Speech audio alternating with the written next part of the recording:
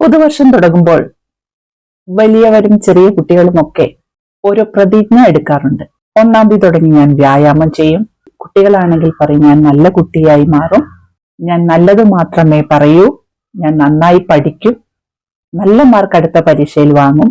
വലിയ ആളുകളാണെങ്കിൽ എന്റെ മോശം ശീലങ്ങളെല്ലാം ഞാൻ മാറ്റും, 1-ാം തീയതി മുതൽ ഞാൻ പുതിയൊരു മനുഷ്യനായി മാറും. ഇങ്ങനെയൊക്കെ പല പ്രതിജ്ഞകളും ഓരോരുത്തരും എടുക്കാറുണ്ട്. പക്ഷെ അത് എത്രത്തോളം വിജയിക്കുന്നുണ്ടെന്ന് നമുക്ക് പറയാൻ പറ്റില്ല. അത് ഓരോരുത്തരും സ്വയം വിചാരിക്കണം. നമുക്ക് മറ്റുള്ളവരെ മാറ്റാൻ പറ്റില്ല, നമുക്ക് നമ്മളെ മാത്രമേ മാറ്റാൻ പറ്റുള്ളൂ.